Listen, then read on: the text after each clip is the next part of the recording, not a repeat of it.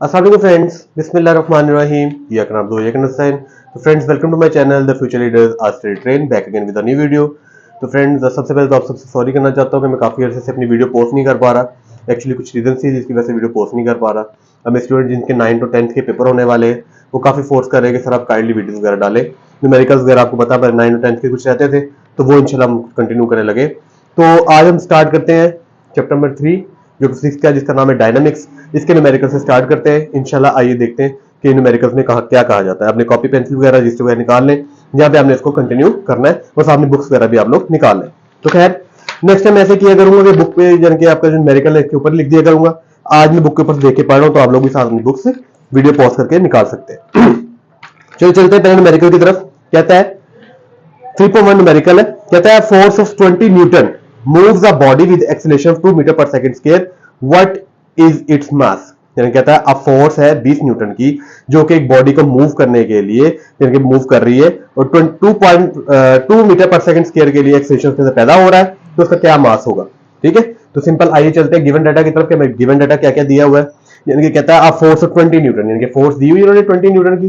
ठीक है, move the body with acceleration 2 metre पर सेकंड स्क्वायर, एक्सेलरेशन भी दी हुई है a is equal to 2 metre पर सेकंड स्क्वायर। ठीक है, कहता है व्हाट इज इट्स मास, इसका मास फाइंड करना है। तो टू फाइंड आपको क्या है, मास फाइंड करना है। सिंपल, तो आप सोल्यूशन की तरफ आएंगे। आपने न्यूटन का सेकंड इक्वेशन मोशन पढ़ी हुई है। ठीक है, जो कि होती है F is equal to M A. Second equation motion जो है न्यूटन की, अब अगर आप इस चैप्टर के स्टार्ट में जाके पढ़ेंगे तो वो होती है F is equal to M A. Simple वो वाली इसमें इक्वेशन लगेगी। तो देखें F मीन फोर्स, फोर्स की वैल्यू आपको दी हुई है 20 न्यूटन, वो लगा दी। इज इक्वल टू एम आपने क्योंकि फाइंड करना है वो आपने ऐसे रहने दिया। एक्सेलरेशन 2 मीटर पर सेकंड स्क्वायर दी हुई है वो आपने इसमें पुट कर दिया। जैसा सिंपल मैथमेटिक्स होता है। उसके बाद क्योंकि आपने m फाइंड करना है तो m के साथ जो एक्सेलरेशन 2 यहां पे मल्टीप्लाई हो रहा है वहां पे क्या हो जाएगा, डिवाइड हो जाएगा। 2 1 2 2 10 20 कटिंग करके m इज इक्वल टू कितना आ गया 10 kg, यानी कि मास आपका 10 kg, यानी कि उसके जो मास है उस बॉडी का वो कितना है 10 kg। ठीक है, आई होप इजी न्यूमेरिकल है, बड़े इजी आपको समझ आ गए होंगे।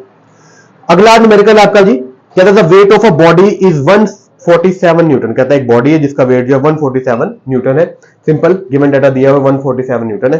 कहता है व्हाट इज इट्स मास, इसका भी क्या फाइंड करना है आपने, मास। सिंपल, बड़ा इजी न्यूमेरिकल है, इसका भी हमने मास फाइंड करना है। ठीक है जी, तो आप लोग सारे जानते हैं सोल्यूशन में कि W इज इक्वल टू किसके बराबर होता है, mg के बराबर। किसके बराबर होता है, mg के बराबर होता है। ठीक है जी, W is equal to mg। तो चलिए ये इसमें वैल्यूज पुट करते हैं। W इज इक्वल टू किसके बराबर आपका 147 newton is equal to m आपका आपने फाइंड करना है। और g, अब आप कहोगे सर g की वैल्यू क्या है। g की वैल्यू आप जानते हैं ग्रेविटेशन की वैल्यू क्या होती है, ग्रेविटेशन एक्सेलरेशन की वैल्यू क्या होती है, 10 मीटर पर सेकंड स्क्वायर होती है। तो g की जगह मैंने वो पुट कर दिया। ठीक है जी, सिंपल। अब आपने m फाइंड करना है, m के साथ g की वैल्यू 10 मल्टीप्लाई हो रही है, वहां पे जाकर डिवाइड हो जाएगी। जब आप इसकी कटिंग करेंगे तो m is equal to 14.7 kg आपका आंसर आ जाएगा। आई होप बड़ा इजी क्वेश्चन आपको समझ आ गई होगी। उसके बाद क्वेश्चन नंबर 3 है। कहता है how much force is needed. शुरू में उसने फोर्स पूछ ली, यानी कि टू फाइंड हमने क्या करनी है, फोर्स। ठीक है, साथ साथ न्यूमेरिकल पढ़ते रहते हैं, साथ साथ पुट करते रहते हैं ना। कहता है how much force is needed, तो फोर्स मैंने पूछी है वो हमने लिख दिया। To find to prevent a body of mass, mass दिया बॉडी का 10 kg का। ठीक है, फ्रॉम फॉलिंग, कहता है एक बॉडी जो है हवा से नीचे गिर रही है, एक कोई ऑब्जेक्ट है वो ऊपर से नीचे फॉल कर रहा है।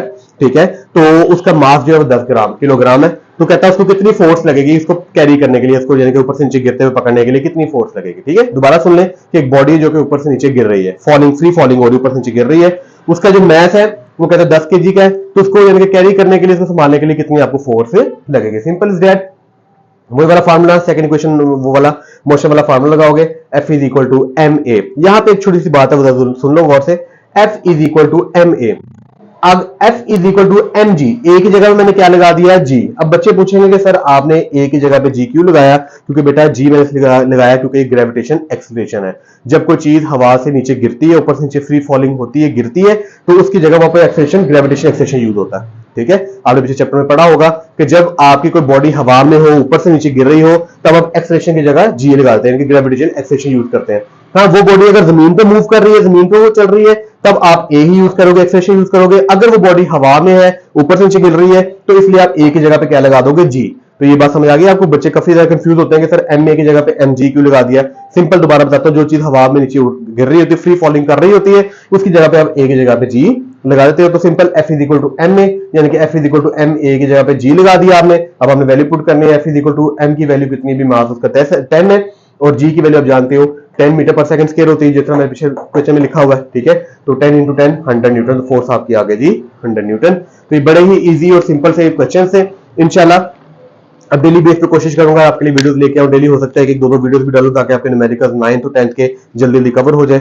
और बाकी आप लोगों को एडवाइस मेरी ये है कि यार अच्छी अच्छी मेहनत कर लो ताकि आप लोग जो आगे जिंदगी में कामयाब हो सको। अब आप लोगों ने दोबारा मेरे चैनल पे जो लोग मुझे देख रहे हैं इसको सपोर्ट दोबारा करना शुरू कर दें आप लोग। इंशाल्लाह कोशिश है डेली वीडियो डाला करूंगा।